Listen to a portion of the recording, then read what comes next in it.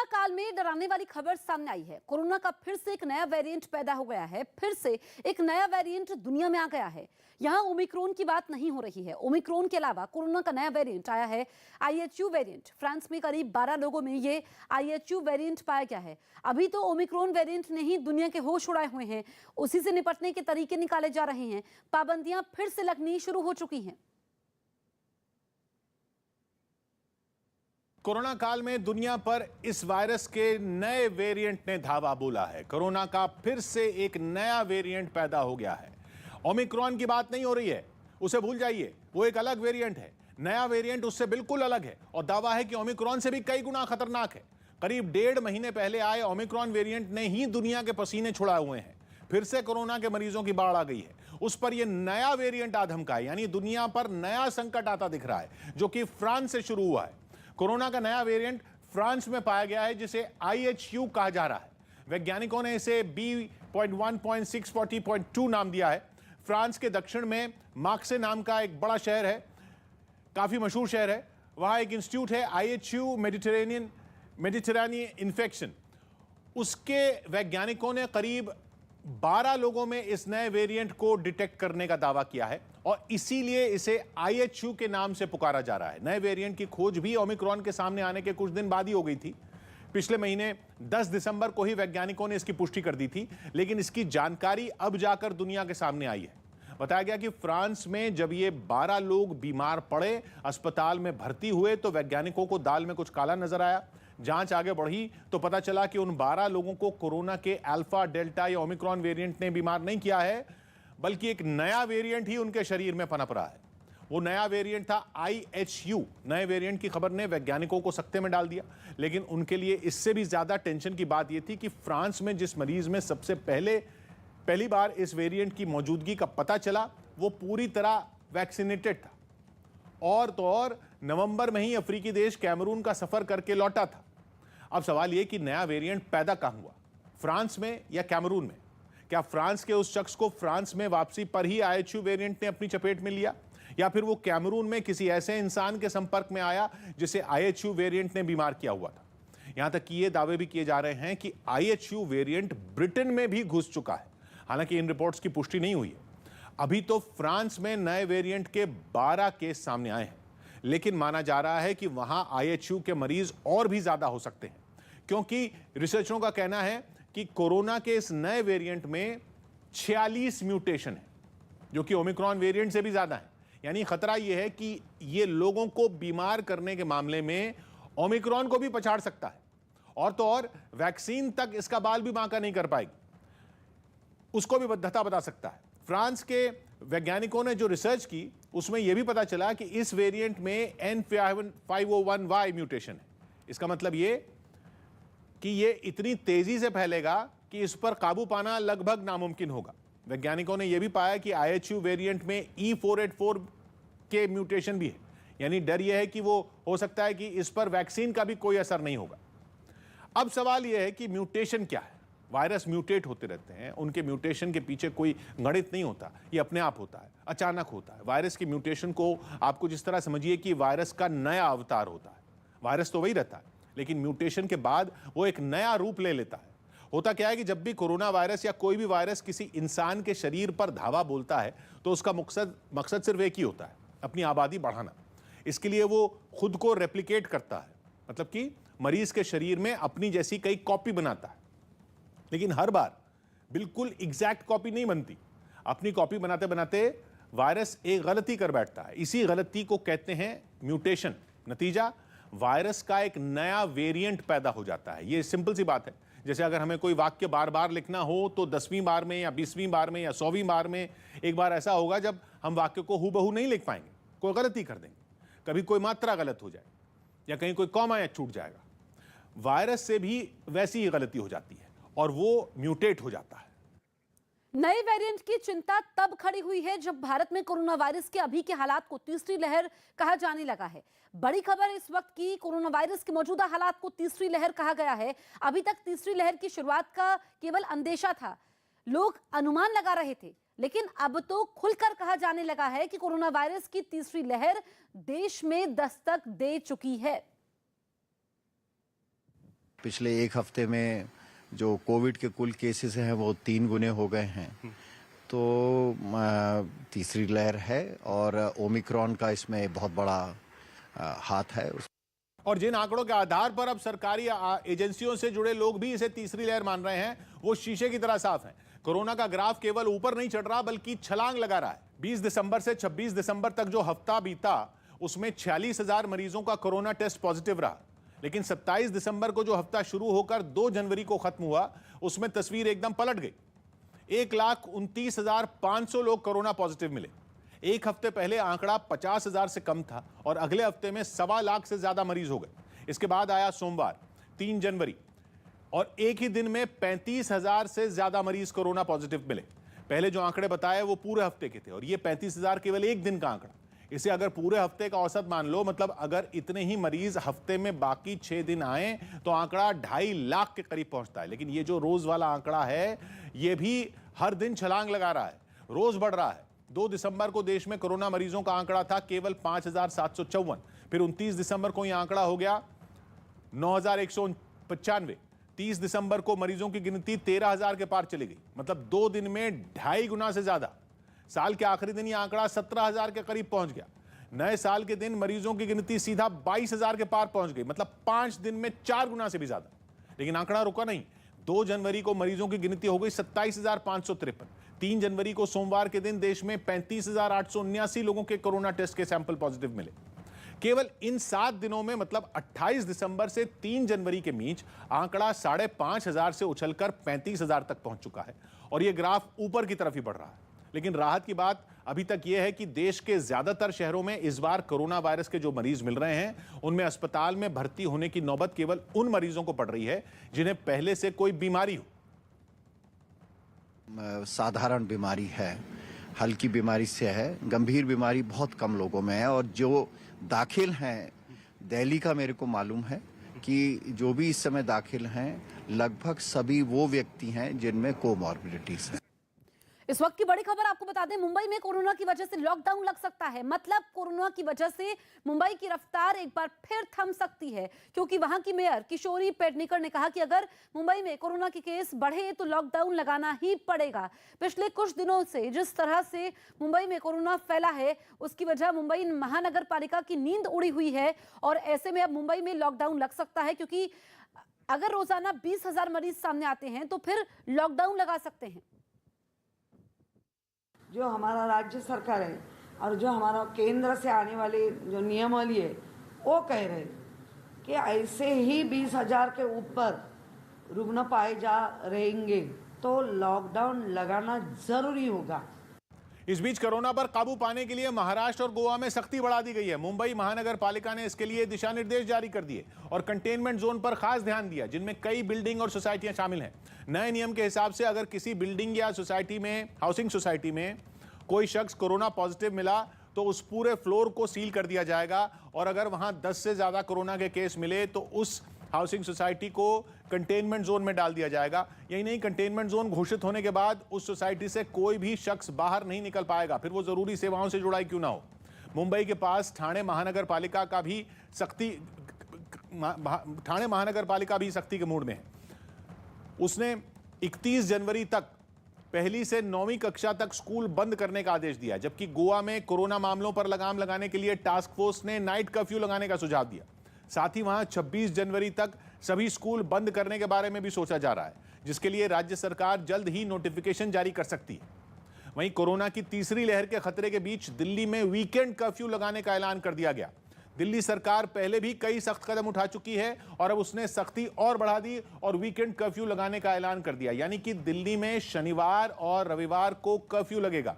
इसके अलावा दिल्ली के प्राइवेट दफ्तरों में 50% कर्मचारियों को वर्क फ्रॉम होम करवाने का आदेश दिया गया, यानी वहां के आधे कर्मचारी घर से काम करेंगे। लेकिन यह आदेश सरकारी दफ्तरों और जरूरी सेवाओं पर लागू नहीं होगा। बसों और मेट्रो को भी फिलहाल पूरी क्षमता से काम करने को कहा गया है, लेकिन उनमें यात्रा के लिए मास्क लगाना जरूरी होगा, मतलब बिना मास्क के यात्रा करने की इजाजत नहीं होगी। बसें और मेट्रो पूरी कैपेसिटी पे चलेंगी, लेकिन एक भी व्यक्ति को बिना मास्क के अंदर अलाउ नहीं किया जाएगा। इतना ही नहीं, पंजाब सरकार ने भी राज्य में सख्ती लागू करने के लिए नए दिशा निर्देश जारी कर दिए, जिनके तहत रात 10 बजे से सुबह 5 बजे तक नाइट कर्फ्यू लगाने का ऐलान किया गया, जो 15 जनवरी तक लागू रहेगा। साथ ही स्कूल, कॉलेज, कोचिंग सेंटर और यूनिवर्सिटियों को बंद कर दिया गया, जबकि मॉल, सिनेमा हॉल और रेस्टोरेंट 50% क्षमता के साथ खोले जा सकेंगे। वहीं स्विमिंग पूल, जिम और स्टेडियम को भी बंद करने का फैसला राज्य सरकार ने लिया। इतना ही नहीं, सरकारी और प्राइवेट कंपनियों के वही कर्मचारी दफ्तर जा पाएंगे जिन्होंने वैक्सीन की दोनों डोज लगवाई होंगी। इसके अलावा एसी बसें 50% क्षमता के साथ चलेंगी और लोगों का मास्क लगाना भी जरूरी कर दिया गया है।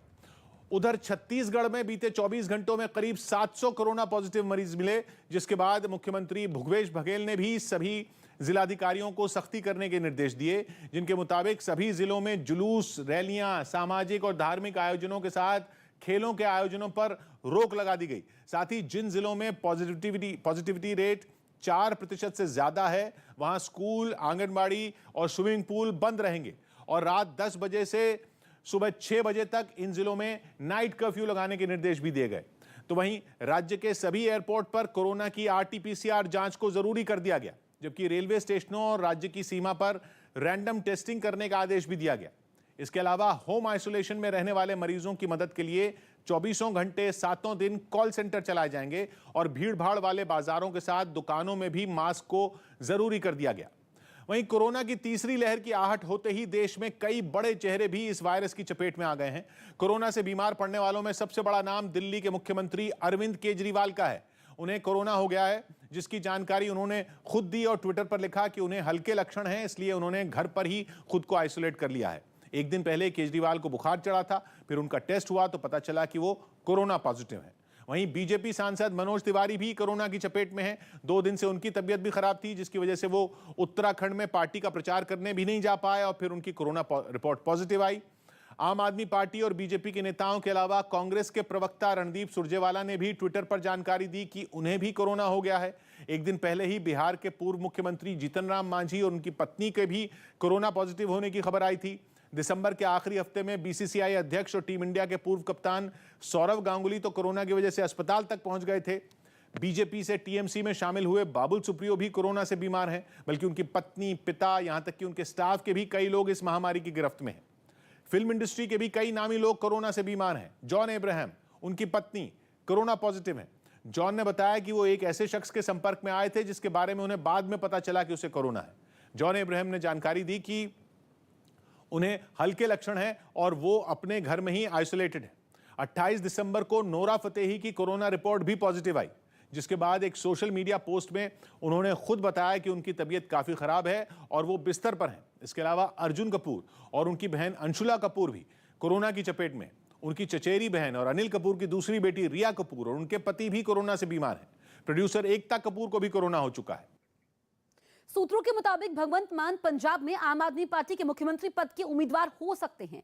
बताया जा रहा है कि पार्टी ने उनके चेहरे पर ही राज्य में विधानसभा चुनाव लड़ने का मन बनाया है और ऐलान के लिए सही समय का इंतजार है।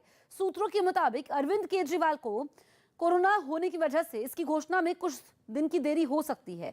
भगवंत मान पंजाब में आम आदमी पार्टी का चेहरा, सबसे बड़ा चेहरा है, जो 2 बार संगरूर लोकसभा सीट जीत चुके हैं। उनका ये लोकसभा क्षेत्र वहां के मालवा इलाके में आता है, जहां राज्य की सबसे ज्यादा विधानसभा सीटें आती हैं। तो सीएम उम्मीदवार हो सकते हैं भगवंत मान, लेकिन अभी सही समय का इंतजार है, क्योंकि अरविंद केजरीवाल को कोरोना हुआ है। ऐसे में जब वो ठीक हो जाते हैं, उसके बाद पार्टी सही मौके पर उनको सीएम कैंडिडेट घोषित कर सकती है। और अटकलें यही थी कि भगवंत मान, जो कि आम आदमी पार्टी का बड़ा चेहरा है पंजाब में, ऐसे में उन्हीं के चेहरे को आगे रखकर विधानसभा चुनाव लड़ेगी आम आदमी पार्टी।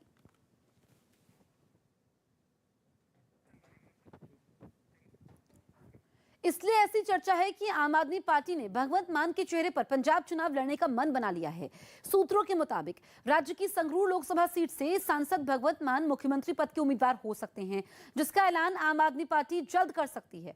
और अगर ऐसा हुआ तो आम आदमी पार्टी पंजाब में मुख्यमंत्री चेहरे की घोषणा करने वाली पहली पार्टी होगी। असल में भगवंत मान पंजाब में आम आदमी पार्टी का सबसे बड़ा चेहरा है, जो 2 बार संगरूर सीट से जीतकर लोकसभा पहुंचे। और यह सीट राज्य के मालवा इलाके में आती है, जहां राज्य की 117 विधानसभा सीटों में सबसे ज्यादा 69 सीटें इसी क्षेत्र में हैं। यही वजह है कि आम आदमी पार्टी मालवा इलाके में ज्यादा ताकत झोंक रही है और माना जा रहा है कि इसी वजह से पार्टी भगवंत मान के चेहरे को आगे करके चुनाव लड़ने का मन बना रही है। लेकिन पार्टी संयोजक अरविंद केजरीवाल के कोरोना की चपेट में आने की वजह से इसका ऐलान होने में कुछ दिन की देरी हो सकती है। स्कूलों में सूर्य नमस्कार कराने के मुद्दे पर संग्राम छिड़ गया। स्कूलों में सूर्य नमस्कार कराने की मुहिम का विरोध होने के बाद केंद्र सरकार ने किसी से जबरदस्ती सूर्य नमस्कार न करवाए जाने के निर्देश दिए। केंद्र सरकार ने आजादी के अमृत महोत्सव के मौके पर 1 जनवरी से 7 जनवरी के बीच सभी स्कूलों में सूर्य नमस्कार करवाने के निर्देश दिए थे, लेकिन all India Muslim personal law board और रजा एकेडमी जैसे संगठनों ने इसका विरोध शुरू कर दिया। इसके पीछे उन्होंने अपनी धार्मिक मान्यताओं की दलील दी। अल्लाह ताला के अलावा किसी की इबादत प्रस्तिश करना बिल्कुल हराम है। यही नहीं, कांग्रेस भी केंद्र सरकार की इस मुहिम के खिलाफ नजर आई। इस तरीके के जो भी प्रोग्राम हो वो रिलीजियस लीडर से पूछ के होने चाहिए। लेकिन मुस्लिम संगठनों के इस रुख के बाद बीजेपी और विश्व हिंदू परिषद ने उन्हें आड़े हाथ लेना शुरू कर दिया। सूर्य नमस्कार योग का भाग है, तो इसको धर्म से क्यों जोड़ा जा रहा है? पटना में जेडीयू दफ्तर को फिलहाल लोगों के लिए बंद कर दिया गया। साथ ही वहां काम करने वाले सभी कर्मचारियों के कोरोना टेस्ट भी करवाए गए। एक दिन पहले वहां पहुंचे कई लोगों के कोरोना पॉजिटिव मिलने के बाद एहतियातन ये कदम उठाया गया। पटना के जेडीयू कार्यालय में कई लोग कोरोना पॉजिटिव पाए गए हैं, जिसके बाद इस कार्यालय को बंद किया गया है।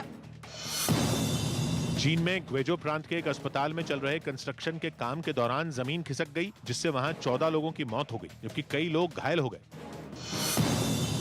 मध्य प्रदेश में शिवराज सरकार ने पिछली कमलनाथ सरकार के फैसले को पलट दिया। अब राज्य में फिर धर्मस्व और आनंद विभाग अलग अलग बना दिए गए। इन विभागों को शिवराज सरकार ने अपने पिछले कार्यकाल में शुरू किया था, लेकिन फिर 2018 में कमलनाथ सरकार ने धर्मस्व विभाग का नाम आध्यात्म विभाग कर दिया और इसी में आनंद विभाग को भी शामिल करने का फैसला लिया था। आनंद विभाग में लोगों को मानसिक, शारीरिक और भावनात्मक तौर पर खुश रखने के लिए काम किया जाता है।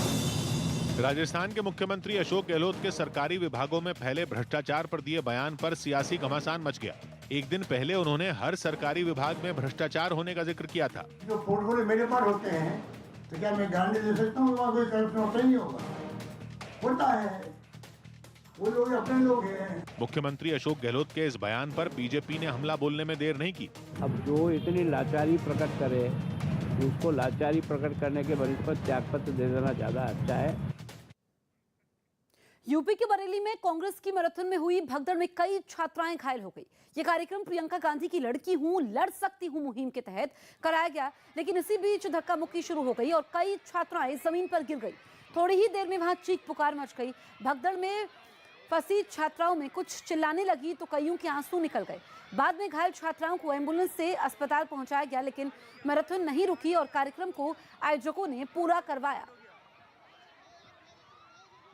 यूपी में चुनाव का ऐलान भी होने वाला है, लिहाजा बरेली की भगदड़ पर सियासी घमासान शुरू होते देर नहीं लगी, क्योंकि वहां कांग्रेस की मैराथन में हुई भगदड़ में कई छात्राएं घायल हो गई। ये कार्यक्रम प्रियंका गांधी की लड़की हूं, लड़ सकती हूं मुहिम के तहत कराया गया, लेकिन इसी दौरान धक्का मुक्की शुरू हो गई। कई छात्राएं जमीन पर गिर गईं और थोड़ी देर में वहां चीख पुकार मच गई। भगदड़ में फंसी छात्राओं में कुछ चिल्लाने लगी तो कईयों के आंसू निकल आए। बाद में घायल छात्राओं को एम्बुलेंस से अस्पताल पहुंचाया गया, लेकिन मैराथन नहीं रुकी और कार्यक्रम को आयोजकों ने पूरा करवाया। जबकि कार्यक्रम की शुरुआत में भगदड़ मच चुकी थी, जिसकी वजह से कई छात्राओं को चोट आई। ये मैराथन प्रियंका गांधी की लड़की हूं, लड़ सकती हूं मुहिम के तहत आयोजित की गई थी, जिसमें हजारों की संख्या में छात्राओं ने हिस्सा लिया। लेकिन जैसे ही मैराथन शुरू हुई, आयोजकों के हाथ से बात निकल गई और धक्का मुक्की शुरू हो गई, जिसकी वजह से आगे खड़ी छात्राएं गिर गईं। आयोजक एक दूसरे का हाथ पकड़े रेस की शुरुआत होने का इंतजार करते रहे और छात्राएं उन्हें हटाकर आगे निकल गईं। नतीजा ये हुआ कि सबसे आगे खड़ी लड़कियां खुद को संभाल नहीं पाईं और गिर गईं, जिसके बाद तो उन्हें दोबारा उठने का मौका ही नहीं मिला। अरे बाप रे बाप। वो जमीन पर पड़ी चीखती रहीं और पीछे की छात्राएं उनके अगल बगल से रास्ता बनाते हुए आगे निकलती रहीं, जिसकी वजह से हालात और बिगड़ गए। भगदड़ में जमीन पर गिरने वाली छात्राओं को चोट भी लगी। इससे पहले इन छात्राओं को बचाने के लिए आयोजक आगे आए, लेकिन एक दूसरे से आगे निकलने की कोशिश में जुटी हजारों छात्राओं की भीड़ से उन्हें बचाना उनके लिए टेढ़ी खीर साबित हुआ। इस दौरान भगदड़ में फंसी छात्राएं चिल्लाती रहीं, कई तो रोने भी लगीं। इन छात्राओं को जैसे तैसे बचा तो लिया गया, लेकिन उन्हें गंभीर चोटें आईं, जिसके बाद उन्हें एम्बुलेंस से अस्पताल भेजा गया। घटना के बाद वहां छात्राओं के जूते बिखरे नजर आए, लेकिन इस सारी अव्यवस्था के बीच मैराथन नहीं रुकी और रेस को पूरा किया गया और जीतने वाली छात्रा को इनाम भी मिला। यही नहीं, भगदड़ पर कांग्रेस नेताओं ने बेतुका बयान तक दे डाला। यह मैराथन सुबह सुबह शुरू हुई, जिसमें उमड़ी भीड़ को संभालने में आयोजकों के हाथ पांव फूल गए, जिसका नतीजा छात्राओं को भुगतना पड़ा और उन्हें चोटें आईं। इतना ही नहीं, कांग्रेस नेता और पूर्व मेयर सुप्रिया आयरन ने तो बेतुका बयान देते हुए इस घटना की तुलना कुछ दिन पहले वैष्णो देवी में हुई भगदड़ से कर दी। तीर्थ यात्रा के लिए लोग वैष्णो देवी गए थे, वहाँ क्या हुआ उसको आप क्या कहेंगे? जिसके बाद कांग्रेस बीजेपी के निशाने पर आ गई। और वैष्णो देवी का उदाहरण देना ये बताता है कि कांग्रेस सदैव लाशों पर राजनीति करती रही। सियासी बयानबाजी के बीच बरेली के कलेक्टर ने मामले की जांच शुरू कर दी। तत्काल सिटी मजिस्ट्रेट को आदेश दिया है कि वो इसकी पूरी प्रक्रिया की जांच करें। जांच के बाद दोषी पाए जाने वाले लोगों पर एफआईआर हो सकती है। पीएम मोदी के सख्त फैसलों की वजह से पाकिस्तान की फिल्म इंडस्ट्री के लोग तक परेशान हैं। इतने परेशान कि वो 2024 में उनके हारने की दुआ कर रहे हैं। सोशल मीडिया पर एक वीडियो वायरल हो रहा है जिसमें पाकिस्तान की अभिनेता जावेद शेख ये कहते दिख रहे हैं कि वो चाहते हैं कि नरेंद्र मोदी 2024 का चुनाव हार जाए। ये वीडियो एक इंटरव्यू का है जिसमें एक सवाल के जवाब में जावेद शेख ऐसा कहते दिखते हैं। जावेद शेख वही अभिनेता हैं जिन्होंने फिल्म ओम शांति ओम में शाहरुख खान के पिता का किरदार निभाया था। पाकिस्तान और इंडिया के जो ताल्लुकात हैं ये कब बहाल आपको आपके नजदीक होते हुए दिख रहा है? ये मोदी साहब की वजह तो नहीं है? बिल्कुल मोदी साहब की वजह। 2024 में जा रहे हैं इंशाल्लाह। और इस वीडियो के जरिए पाकिस्तान के कलाकारों का दर्द छलक उठा और ये साफ दिखा कि प्रधानमंत्री मोदी के सख्त फैसलों की वजह से पाकिस्तान की फिल्म इंडस्ट्री के लोग तक परेशान हैं। इतने परेशान कि वो 2024 में उनके हारने की दुआ कर रहे हैं। सबूत के तौर पर सोशल मीडिया पर वायरल इस वीडियो में पाकिस्तान के अभिनेता जावेद शेख ये कहते दिखे कि वो चाहते हैं कि नरेंद्र मोदी 2024 का चुनाव हार जाएं। जावेद शेख, याद रखिए, वही अभिनेता जिन्होंने फिल्म ओम शांति ओम में शाहरुख खान के पिता का किरदार निभाया था। जावेद शेख की ये चाहत यूं नहीं है। असल में पाकिस्तान की तरफ से होने वाले आतंकी हमलों की वजह से भारत सरकार ने पाकिस्तान सरकार से बातचीत बंद की हुई है। भारत की फिल्म इंडस्ट्री ने भी पाकिस्तान के आतंकियों को पालने की वजह से वहाँ के कलाकारों का बहिष्कार किया हुआ है। इस वजह से पाकिस्तान के कलाकारों का भारत में धंधा भी बंद है और वायरल वीडियो के जरिए उनकी तकलीफ खुलकर सामने आ गई है। जम्मू कश्मीर में हो रही भारी बर्फबारी लोगों के लिए आफत बन गई। श्रीनगर और आसपास के ऊंचे इलाकों में इतनी बर्फ गिरी कि कई फ्लाइट रद्द कर दी गई। और वहां से जो तस्वीरें सामने आई उनमें दूर दूर तक सड़कों का नामो निशान ही नजर नहीं आया। हालांकि मशीनों की मदद से सड़कों पर जमी बर्फ को हटाने का काम शुरू कर दिया गया, लेकिन रुक रुक कर लगातार हो रही बर्फबारी और मौसम बिगड़ने की वजह से विजिबिलिटी घट गई, जिसका असर उड़ानों पर भी पड़ा। आज जो दिन भर मौसम खराब रहा उसकी वजह से श्रीनगर एयरपोर्ट पे 34 फ्लाइट्स कैंसिल हुई हैं। परेशानी घर से बाहर ही नहीं बल्कि घर बैठे बिठाए लोगों के सामने भी आकर खड़ी हो गई। मकानों की छतों और बालकनियों पर बर्फ का ढेर जमा होने की वजह से लोग घरों में कैद होने को मजबूर हो गए।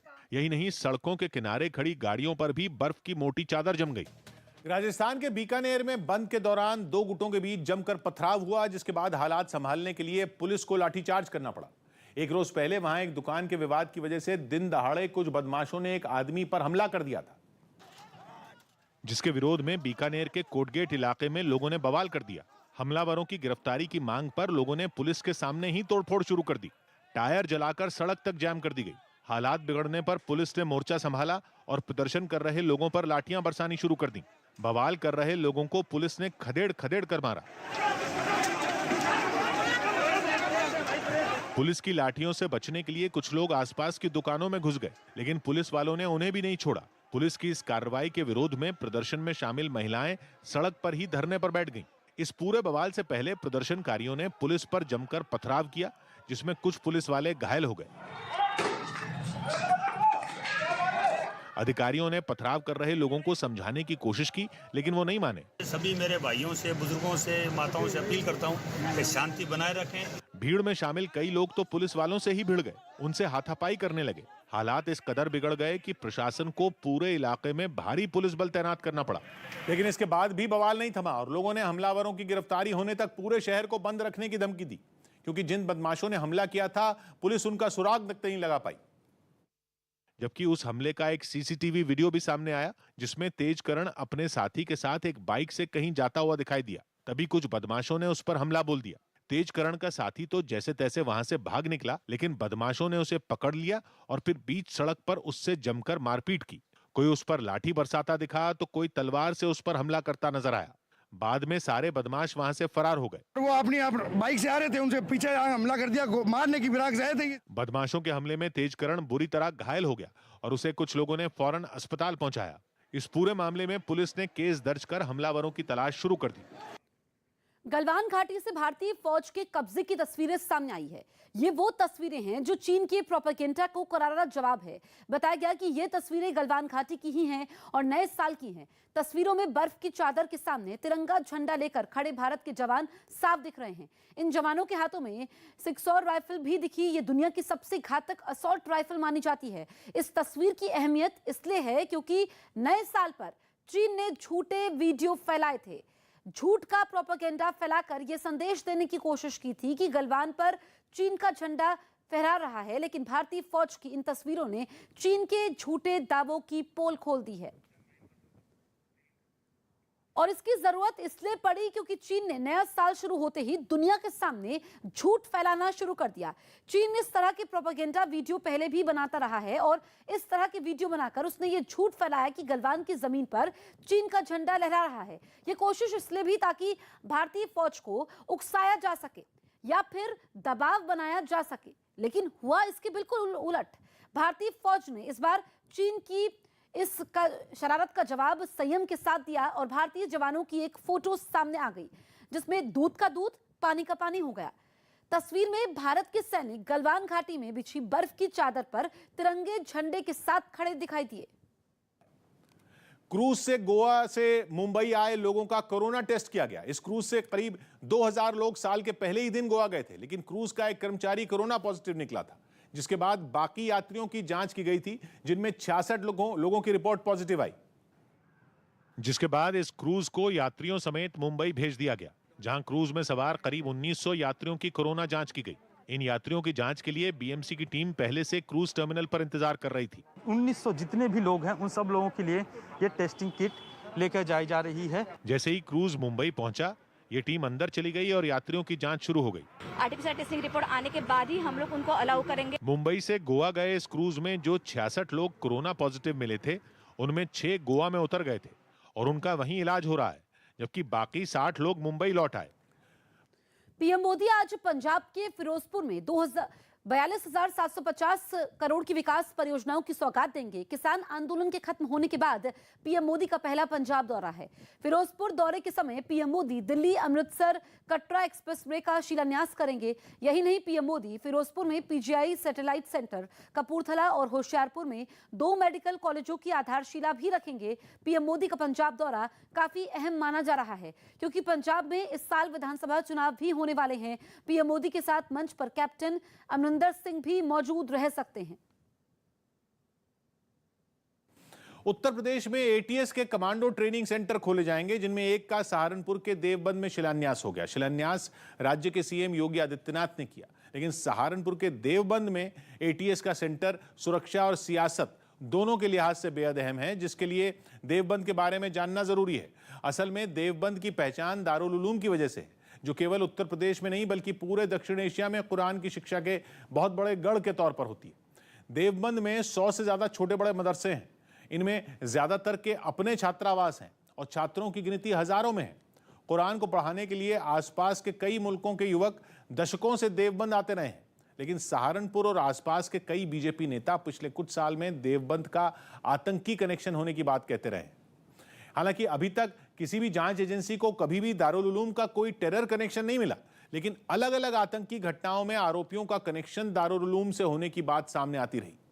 पिछले कुछ वर्षों में ऐसे कई आतंकी केवल भारत में नहीं दुनिया भर में गिरफ्तार हुए, जिन्होंने देवबंद के दारुल उलूम से ही तालीम हासिल की थी। यही वजह है कि एनआईए और एटीएस जैसी एजेंसियों के अलावा देश की खुफिया एजेंसियां भी देवबंद पर हमेशा पैनी नजर रखती हैं। 2019 में जैश-ए-मोहम्मद के कुछ आतंकियों को यूपी एटीएस ने गिरफ्तार किया था, जिनका ताल्लुक इसी मदरसे से था और उन्हें पुलवामा में सीआरपीएफ की बस पर हमले की पहले से खबर थी। पहले दिसंबर 2018 में एक साथ 13 संदिग्ध आतंकियों को गिरफ्तार किया गया था और सभी की शिक्षा देवबंद में हुई थी।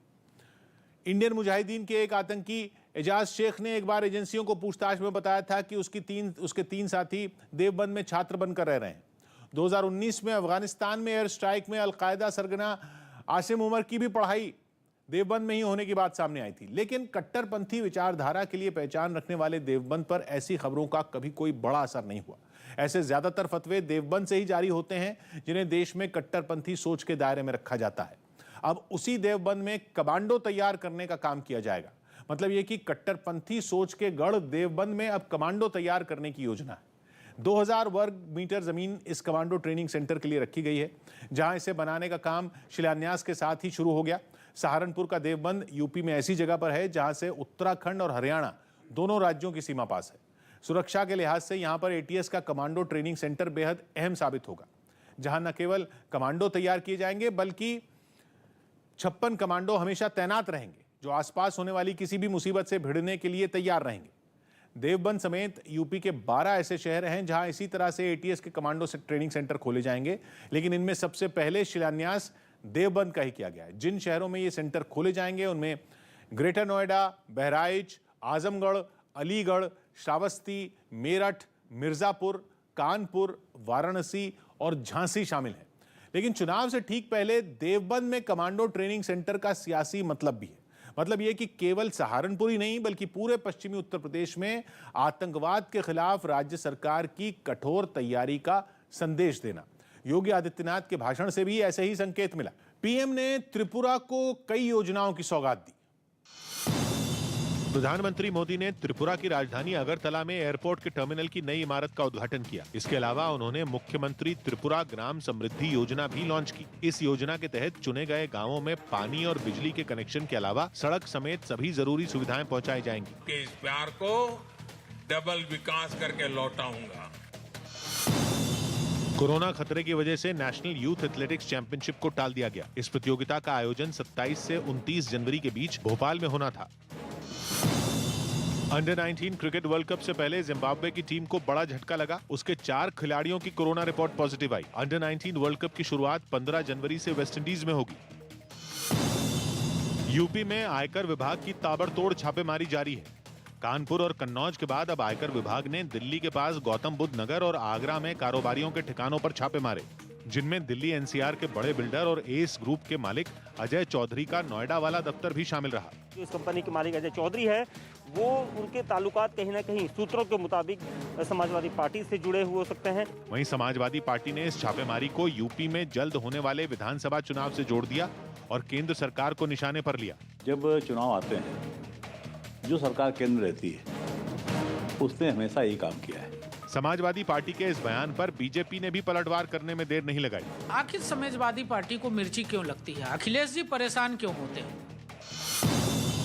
उज्जैन महाकाल मंदिर के गर्भगृह में श्रद्धालुओं के जाने पर लगी रोक 10 जनवरी तक बढ़ा दी गई।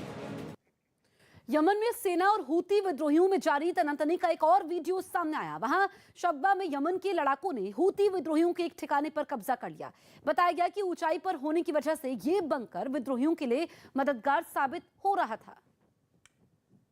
और उतना ही यमन की सेना के लिए सिरदर्द भी, जिसके बाद लड़ाकों की एक बड़ी टोली ने वहां पहुंचकर विद्रोहियों के ठिकाने पर ताबड़तोड़ फायरिंग की। इस पर फतह पाने के बाद सेना का हौसला और बुलंद हो गया। हूती विद्रोहियों के बंकर को जीतने के बाद वो लोग जश्न मनाते हुए वापस लौट गए। नेटो देशों के साथ पहले से ही जारी तनाव के बीच रूस ने सर्बिया को घातक मिसाइलें देकर तनाव और भड़का दिया। रूस इससे पहले भी सर्बिया को लड़ाकू हेलीकॉप्टर और टैंक जैसे खतरनाक हथियार दे चुका है और एक सैन्य अभ्यास के दौरान इनकी ताकत भी परखी गई। सर्बिया की सेना के जवान रूस से मिली बख्तरबंद गाड़ियों पर सवार होकर आगे बढ़ते नजर आए। इशारा मिलते ही उन्होंने ताबड़तोड़ गोलियां बरसानी शुरू कर दी। अभ्यास में दुश्मन के ठिकानों पर घुसकर हमला करने की तैयारियां भी जांची गईं। लेकिन अभ्यास में सबसे खास रही रूस से मिली खास तरह की मिसाइल। कंधे या छोटे लॉन्चर पर रखकर दागी जा सकने वाली इस मिसाइल को देखने के लिए खुद सर्बिया के राष्ट्रपति वहां पहुंचे।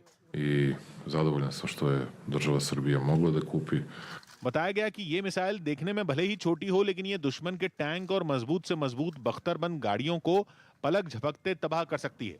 मैं हूं किशोर अजवाणी। आज की ताजा खबर जारी है।